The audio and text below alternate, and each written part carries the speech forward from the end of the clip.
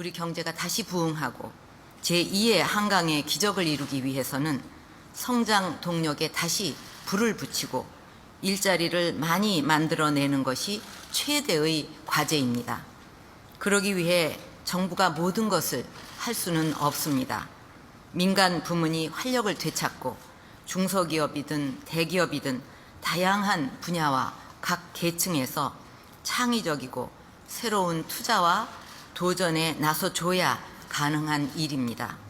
저는 규제 개혁이야말로 경제 혁신과 대도약에 있어 돈 들이지 않고도 할 수 있는 유일한 핵심 열쇠이자 각계각층의 경제 주체들이 자유롭게 도전할 수 있는 환경을 조성하고 용기를 북돋울 수 있는 기반이라고 생각하고 있습니다. 그런데 우리의 현실은 어떻습니까? 역대 정권들이 모두 규제 개혁을 관철하기 위해서 노력해왔지만 세계 어느 나라에도 없고 우리나라에만 있는 규제와 시대의 변화를 반영하지 못하는 낡은 규제, 그리고 여러 부처에 걸쳐 있는 덩어리 규제들이 여전히 많습니다. 최근 방영된 우리나라 드라마가 중국에서 큰 인기를 끌었다고 들었습니다.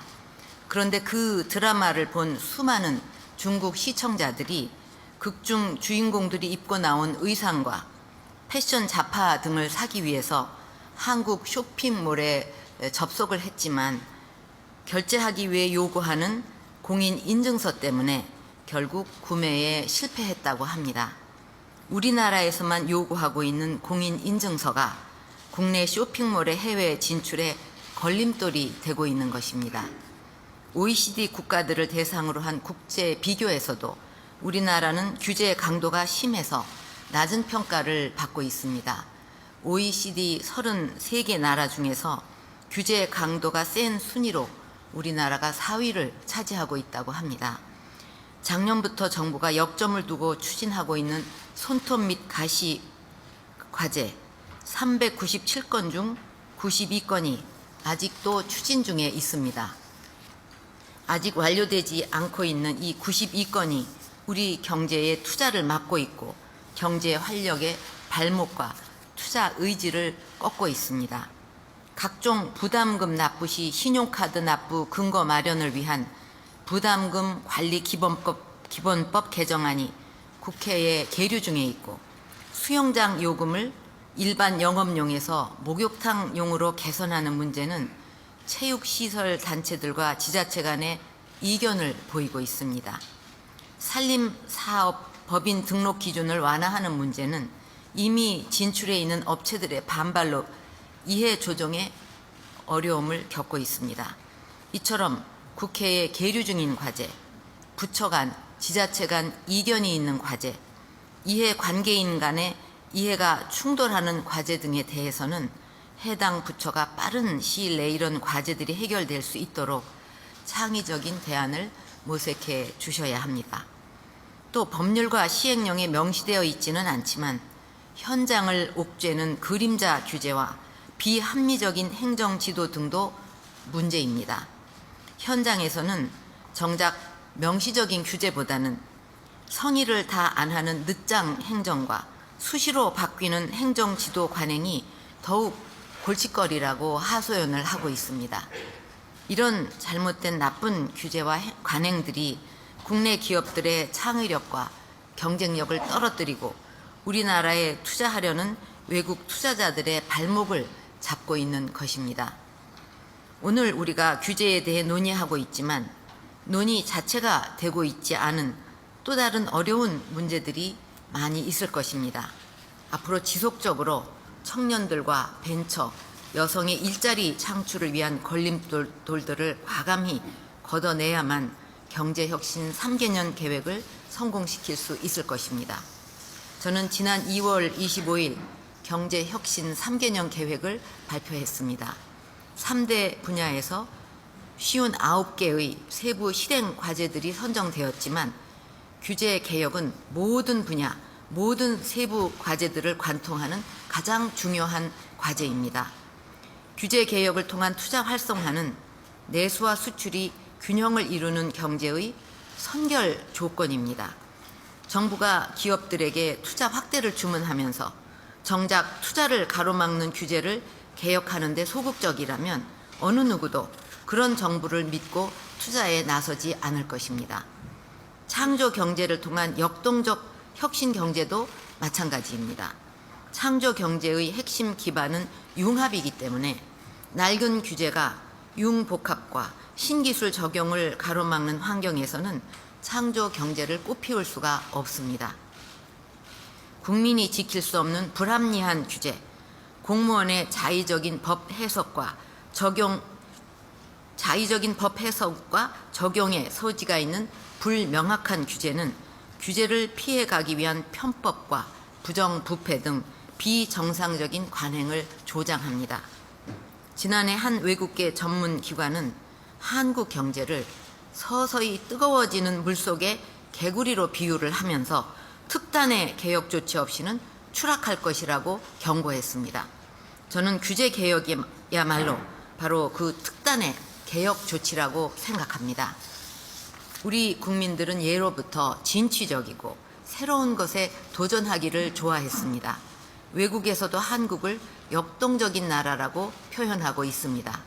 저는 우리나라의 불합리한 규제들을 획기적으로 개혁한다면 모든 국민의 역량과 창의성이 제대로 발휘될 수 있을 것이라고 확신합니다.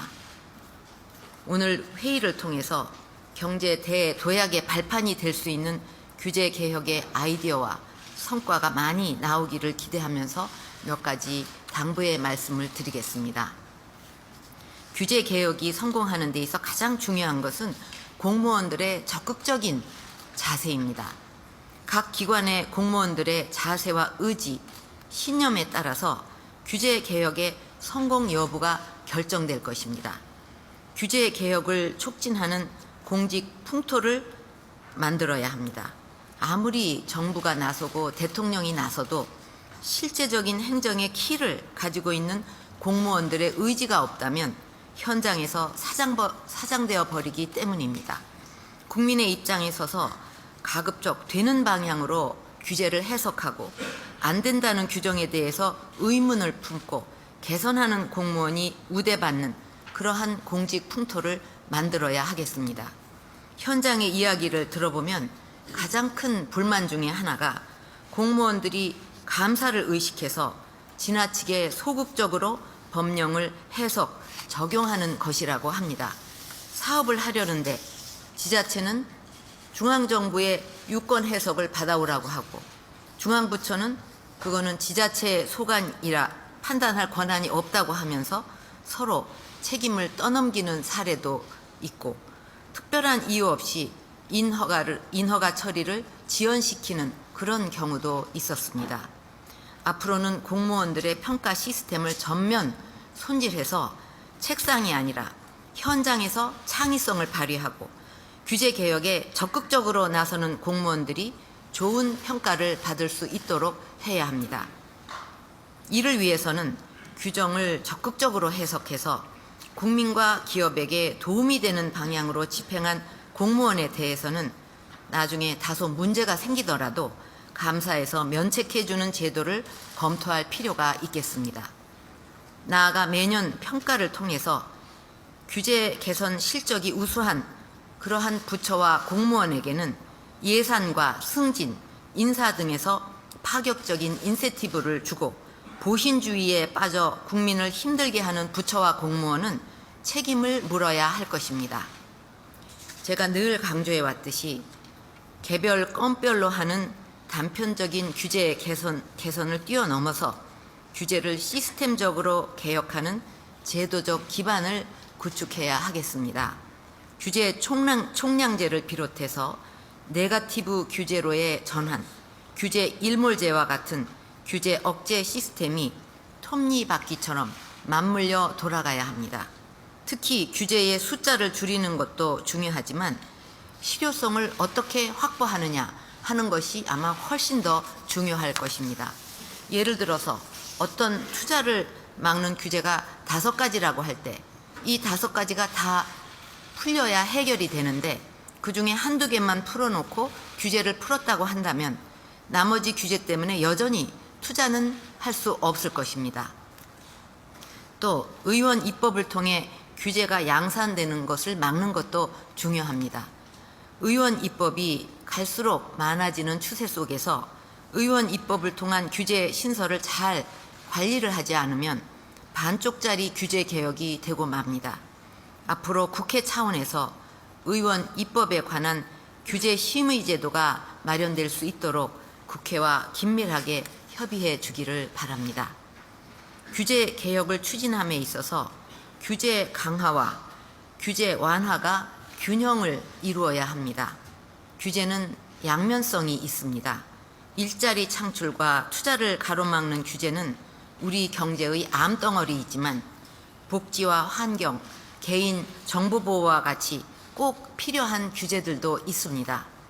예컨대 시장의 독점 폐해를 줄이기 위한 공정거래 분야의 규제라든가 노동 3법과 소비자 보호법과 같이 사회적 약자를 보호하기 위한 규제, 일회용품의 과도한 사용을 금지하는 환경보호 규제 등은 규제 강화가 필요할 수 있습니다. 그렇기 때문에 규제 개혁의 목표를 분명하게 해서 불필요한 규제와 꼭 필요한 규제를 균형 있게 개혁해야 합니다.